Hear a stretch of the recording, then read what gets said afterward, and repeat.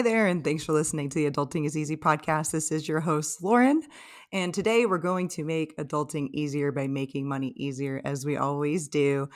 Before we kick off, please follow my YouTube channel. It's very new, and I'm very close to being able to give it its own Adulting is Easy URL. So please, please, please do that. So I'm joined today by Tesho Akindele, real estate investor, professional soccer player, husband, and a father of two boys. Tesho got his start by investing in long-term rentals in Kansas City and recently added a short-term rental in Denver to his portfolio. He sees real estate not only as a great investment opportunity, but also as a tool to improve society. Thanks for joining me, Tesho. Yeah, thanks for having me. I'm excited to be here. I've listened to a few of your episodes in the past, and you do a great job on so many different topics. So I'm glad to be here. Thanks. I'm excited. And before we jump in, I do want to let everybody know that this episode is brought to you by Steadily Insurance. Steadily covers so many different kinds of properties: single family, multifamily, vacant, restorations, apartment buildings, condos, and even manufactured homes. Get this, they also cover, this is for you, Tesho, Airbnbs and VRBOs. So if you are a landlord, if you rent property to others, support this podcast by clicking the link in the show and getting a quote. So, our goal for today is to make adulting easier for our listeners by discussing a personal finance topic, since managing money is a big part of adulting. So, Tesho, today you and I are going to talk about your first short term rental. But first, why don't you tell us how you got into real estate investing in Kansas City? Yeah, so like you said earlier, I play professional soccer, and as everybody knows, you can't be an athlete forever. So I had to start thinking about, well, how can I, you know, to kind of supplement my income whenever I'm like basically forced to retire at 30 or 35, whatever it is. So, I was kind of looking into the stock market and investing and stuff like that. And then my dad actually is the one who introduced me to real estate investing. I had always been listening to Bigger Pockets, but just kind of casually. And then my dad was like, "Hey, I met somebody who's buying houses in Kansas City. Like, look at the price of these houses. There was like houses for $50,000, and then you could rent them for $800, $900." And I was like, "Wow, this seems like a great opportunity." So he went out there, and he kind of got into it, and he was like, "You got to get in." And then so I did. I jumped in with him. So he definitely gave me the push, and everything's history, I guess. Since then, I've got a few more of those, and just kind of kept rolling with my interest and my investing. That's amazing. And I think, first of all, not everybody listens to their parents. So that's good. That's a good job. I'm sure you know you are a parent. And then the other side of it, too, what I like about what you just said was, as an athlete, you realized you couldn't be an athlete forever. Do you think people around you that are also in professional soccer, do they all get that too? Or we've all heard these stories, I think, about athletes that make their money, blow it, and then have no money. How is that vibe throughout the league? Honestly, I think a lot of guys. I mean, I only play with guys, so a lot of the guys I play with, they kind of don't want to think about their career being over.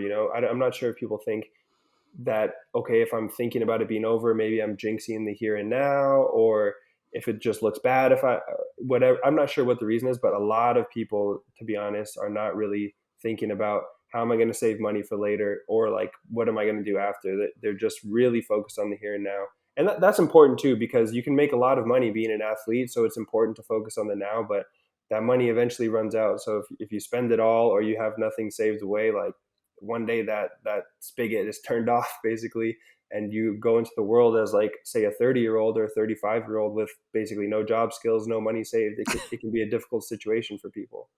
Right. Yes, that's so interesting. And injuries too, right, can really shorten things for you. So even if your financial plan has you till 35, that might not be right, which is so crazy.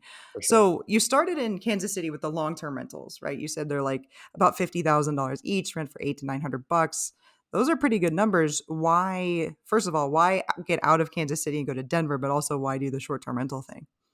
Yeah, so I have a decent amount of those over there. I have some on my own and some I partnered with my dad on, and I think it's good, but there's some downsides. Some of those houses are a bit older, so sometimes there's maintenance issues with that. And Hmm. the thing that I liked about short-term rentals, which has made me pivot, is you can buy a really nice house and still have it cash flow. So like the short-term rental that I ended up getting, me and my wife are both from Colorado, so it's pretty close to where my wife's family lives in Colorado. So we can use it when we go there. It's a nice neighborhood, and it's still going to produce cash flow. That kind of house wouldn't really pencil out if you tried to do it as a long-term rental. So for me, I saw short-term rentals as a way to buy maybe the nicest properties and still, have the numbers pencil out. I totally agree with you there. And not only can you buy a nice house, you also are more incentivized, I think, to keep it up and keep it looking really beautiful and keeping it really nice. And like you said, the money just wouldn't even be there to do some of those things if you were doing a long-term rental. So that makes a lot of sense. Um, so how did it go? How did buying it go? How did setting it up go? What was that process like? Because I think a lot of people that listen are definitely considering getting into this space. Yeah, well, I guess one piece of advice I'd give to people, and it's something I did, is I contacted a realtor in Colorado she is specifically with short-term rentals. So her whole business is selling short-term rentals and finding people short-term rentals. And she herself has a few that she invests in. So she was a huge wealth of knowledge, and resources too. So she like jumped on a Zoom call with me and talked about like what I could be looking for. She gave us a hookup with AirDNA so we could compare properties that we saw on Zillow. She was out there really looking at, oh, I think guests would like this and that while buying the house. So that was a great thing. And her name is Chantal, and she's in Denver. If anybody's looking in Denver, she's great. Um, yeah, so to find that, and then when we did find the house, we were lucky to get a house that had just been flipped. So everything was kind of replaced and brand new. You had, which is really cool because as opposed to some of the Kansas City houses, which I'm more flipping myself, basically, I was buying older houses and kind of redoing them myself. This one was already done. All we had to do was furnish it, and since then, like, nothing's breaking in the house. Don't have to worry about anything because they did a good job on the flip. It's a good thing they did a good job. I like that they did a good job on the flip. Not all flips are good, and there is something that is a huge relief. When we bought our apartment building last year, it was owned by a contractor, and the contractor gutted it when he bought it. Now, granted, he had bought it like 8 or 9 years before, but that's still pretty new kitchens and stuff like that. So, all the guests come in, they're like, "You guys have done such a great job." I'm like, "Kinda just furnished it, actually, but I'll take the credit." So do you think that, and I'm wondering if this is gonna be a trend in real estate investing, that short-term rentals and long-term rentals should be a part of kind of a lot of portfolios as a diversification play?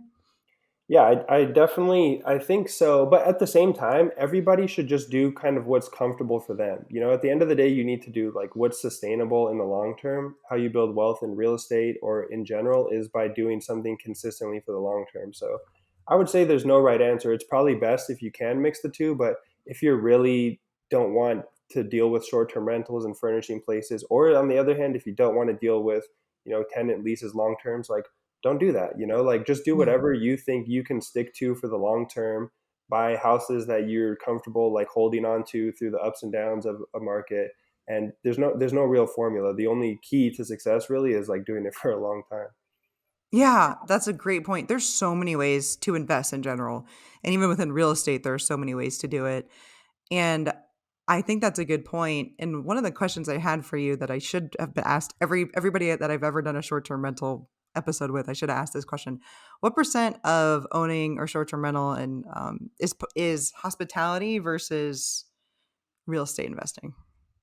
Yeah, it's funny. I've thought about that question a lot as as I've been owning my own short term rental. And at first, I was definitely leaning more towards the hospitality side.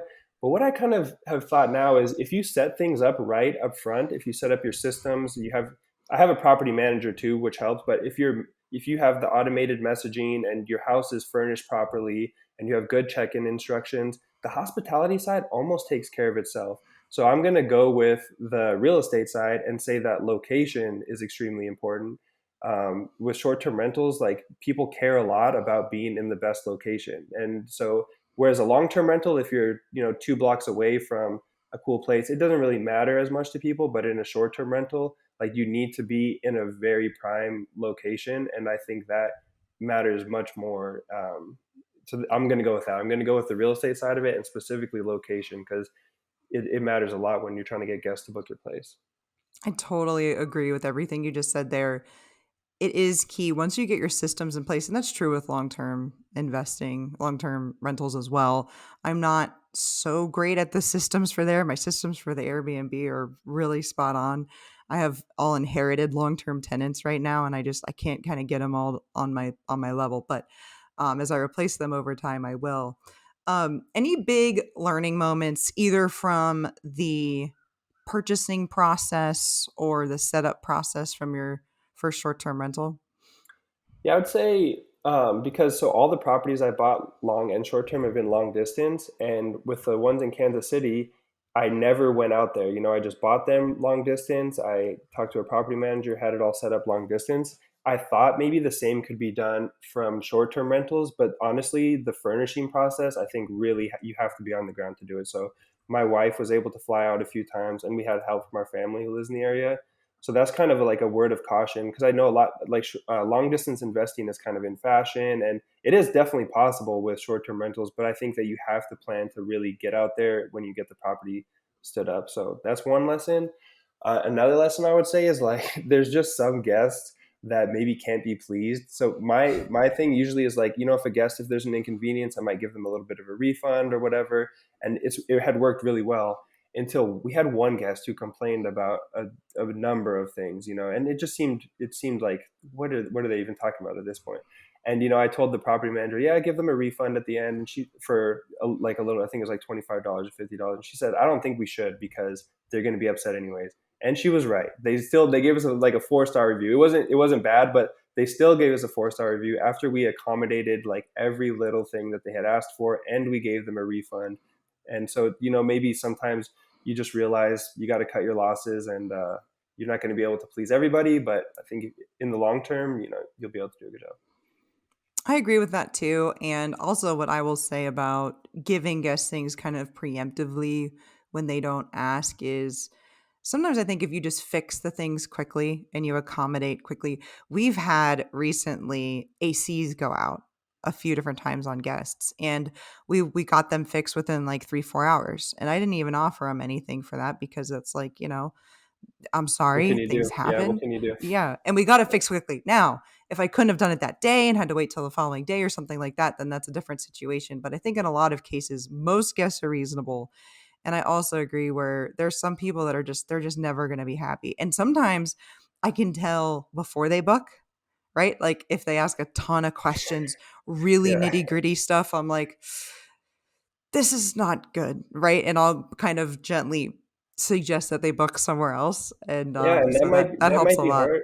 Yeah, sorry to cut you off a little bit, but that might be hard for newer investors to think about turning away a guest. But that's definitely something I learned that maybe you do need to turn away a guest because rate like reviews are everything, and you need good reviews. So if you get a kind of a bad feeling from a guest and think that they might be the type of person to ding you for something insignificant, it's probably worth turning down that booking and, you know, hoping to get another one, or maybe even just leaving it vacant for that day or two, whatever it is, because you want to make sure your reviews are strong.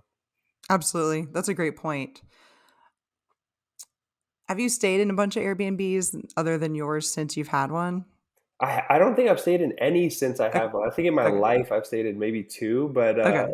not since I had one. So, but I now was I'm like, curious. yo, it's funny because my wife had just recently stayed in one, and she was like, she stayed with a group of her friends, and she was like, guys, we need to give them the best review ever, like, and then like, you know, they have the private note section, so she was like, let's give everything that you can in the private note section, but like give them a great glowing review. So, you Yeah. know, it's like solidarity from one investor to another there. That's good because I've heard the opposite. A lot of people, especially online in forums and things, are like, "Oh God, a host booked. I'm in trouble."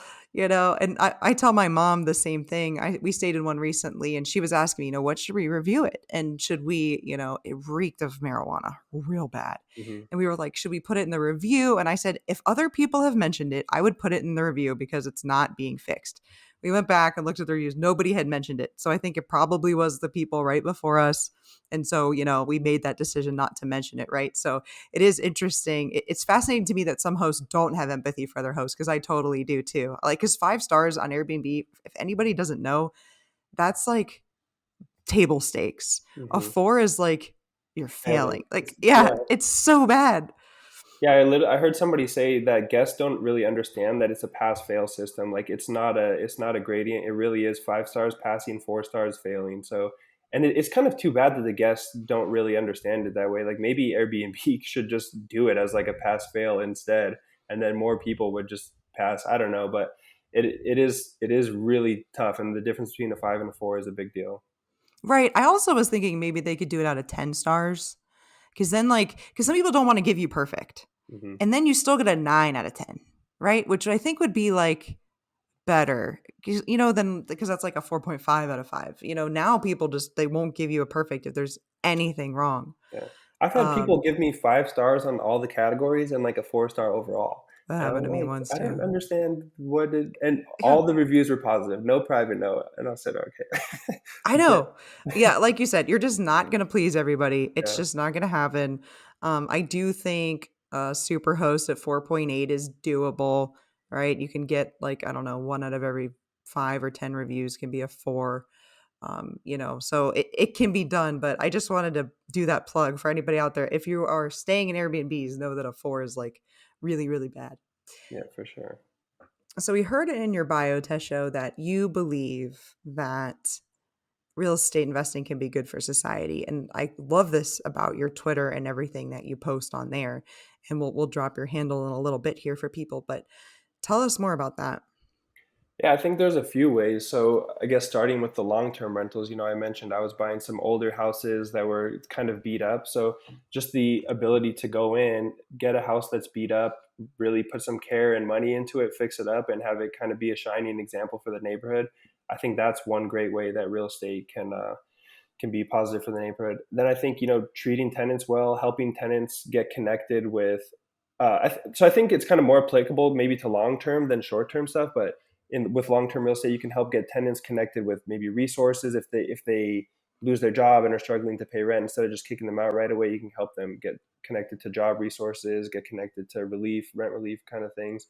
And then even zooming out further, I recently got introduced to this concept of urbanism, and just talking about how the cities that we build and the neighborhoods we build just impact our lives so much, from like our health, our social, like the diversity of our neighborhoods, the money in our pockets. So even just thinking about the design of neighborhoods, and I'm not at the level yet, but maybe one day I'll be able to kind of get on the developer side, and that's where I really think you can have an impact on society and neighborhoods, and really taking care to build places with people in mind. So urbanism is a, if anybody like wants to get into it, yeah, look at my Twitter or just like Google urbanism. It's a really interesting topic, and I'm going deep down the rabbit hole with that one.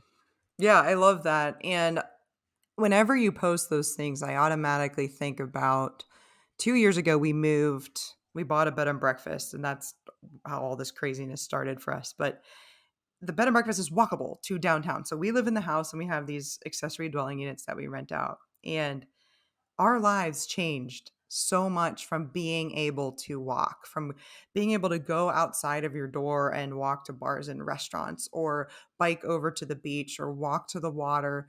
And that really, and there's a very long bike trail. You mentioned health. There's a 45-mile bike trail, a block and a half from our house, and it's incredible. Right now, I'm staying in one of my units, which is pretty. It's on the water, which is really nice, but that's it. Like, you're in your neighborhood. If you're going anywhere, you're getting in the car and you're getting on US 19, which is like a, big highway. Hmm. And it's kind of stressful and it's not that fun. And so I always think about that, how much that changed my life, and how our lives really revolve around vehicles, which is not good for the environment. And those first 2 miles that you drive in a vehicle are like the worst emissions you can have. So if we designed everything a little bit better with those things in mind, we could be healthier, we could be happier, we could be less stressed, and it would be better for the environment. So that's what I always think about when you post those things. Yeah, and I think like for anybody listening, just think of like what's your favorite city in the world or the best vacation you went to. And I almost guarantee when you were there, you were walking around. Like you weren't driving your car around for the most part. Like you go to, for me, it's like Amsterdam. My sister lives over there. So when I went to visit her, I was like, this is an amazing city. And I wasn't familiar with the concept of like walkability and urbanism back then. And I didn't know why I thought it was amazing. I was just like, this is amazing. I love it here. And then now I got introduced to like walkability, neighborhood design, and I said that's why it's amazing. So you, it's really important, and I think a lot of especially Americans maybe haven't thought about it because our country is like so suburbanized, but it's very cool. So Yeah, yeah, that's awesome. That's interesting. So I also wanted to ask you before I want my last question to be, tangible advice that you have for newer real estate investors. But before we get to that, I wanted to ask you, just what's it like to be a professional soccer player? It's great. It's funny because it's almost all I've ever known. You know, like I grew up playing soccer. I went to college. I was a soccer player. I got drafted straight from college, so I've never had another job. But it's really amazing. You know, you get to work out at the same time that you're actually doing your job, which is cool. You get to play in front of a lot of fans, and it's an important job too. You know, I have people like say I have a good game or I score a goal. People will message me, man, it was so amazing last night. Me and my family had a great time at the game, and thinking about that, it's just really cool. Like the power that I have. I'm here playing a game that I love, and it can really impact people's lives. So I feel just very blessed for that. And another thing with being a soccer player and an athlete in general is the schedule is amazing. So, you know, we wake up in the morning, we go to practice at like 8 a.m., and I'm done for the day by 1 o'clock. So I have a few hours in the middle of the day where that's where I first started really learning about real estate investing. I was able to finish my degree online in that time.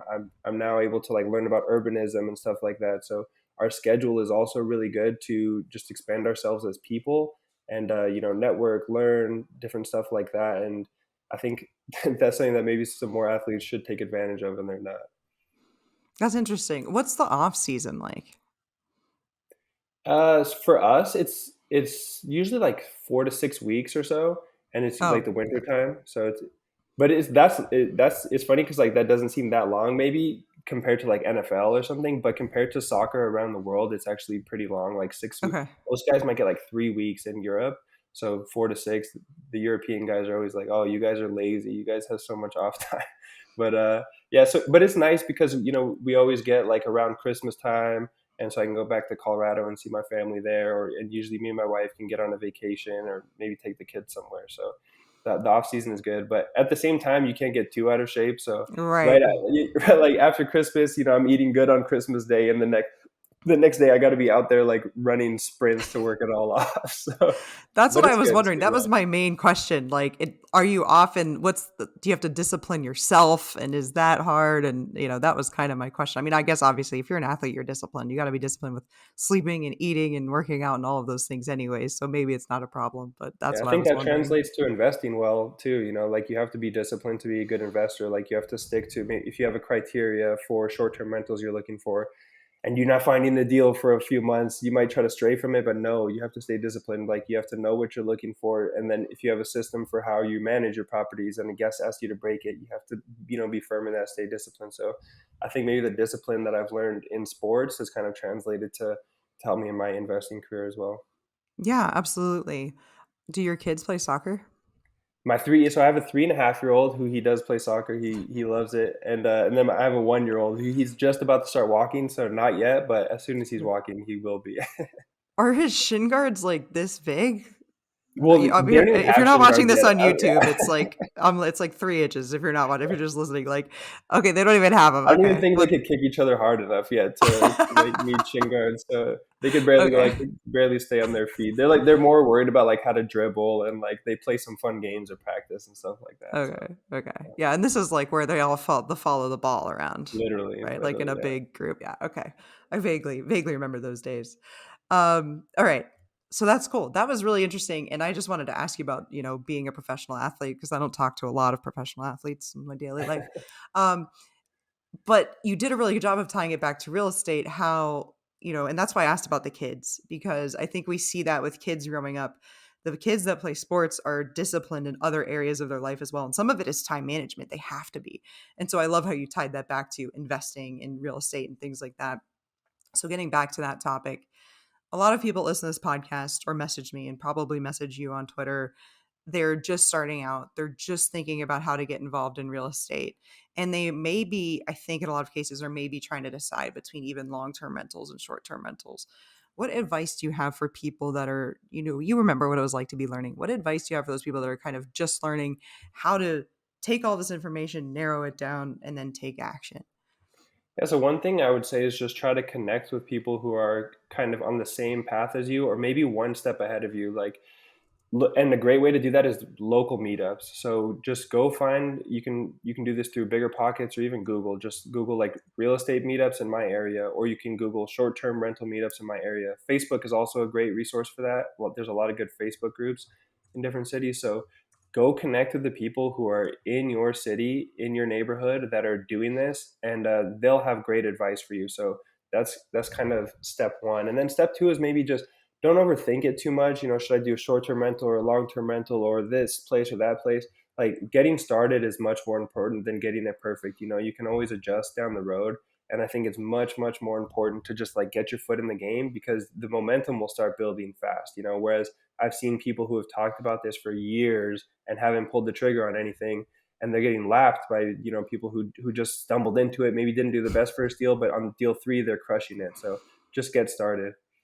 It's so true. I think anybody who is a real estate investor has heard from somebody who's been thinking about investing for like 3 years, right? You're like, Yeah. "Man, you could be trading up right now." And to that end, I will say my first rental was a single family home, and I was like, "Yeah, I'm gonna buy a bunch of single family homes and go for appreciation." And I was like, "You know what? No, I really want cash flow." So I kind of traded that in for a duplex, right? And I paid cash for that because I wanted as much cash flow as possible.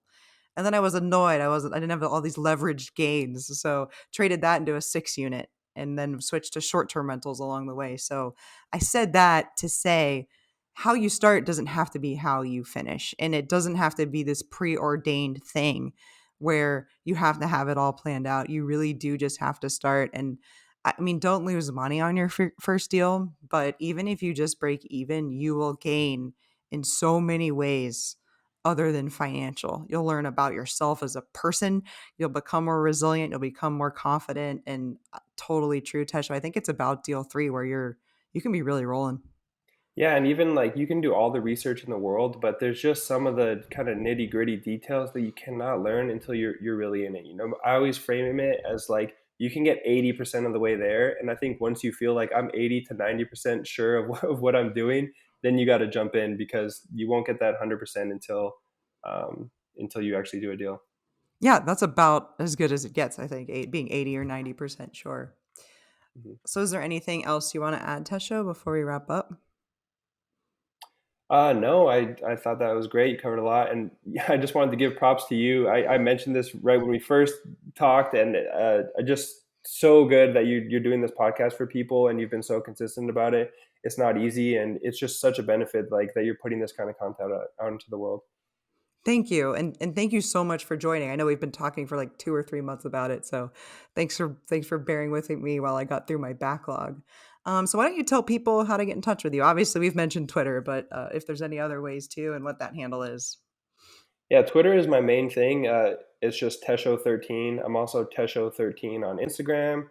Yeah, so just follow me there and interact with me. I always love like messaging people back. If you have a question, DM me. Like I will DM you back or tweet at me. I will tweet you back. So hit me up over there.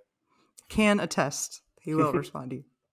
So you can follow me on Twitter at Adulting is Easy. I'm also on Facebook on that same name. On Instagram, I'm at Adulting is Easy Real. My YouTube doesn't have a name yet, but I will put that link in the show notes. Please follow that. If you want to watch it, you can. This is recorded, so you could see our lovely faces. And email me too if you have questions or if there's a topic you want covered. Or I've also been trying to get be put on my guest shoes and join some podcasts. So if you have a suggestion for one, email me about it at realadultingiseasy@gmail.com. All right, that's a lot. Thanks everybody for listening. Hopefully, Tesho and I have made adulting a little easier for you.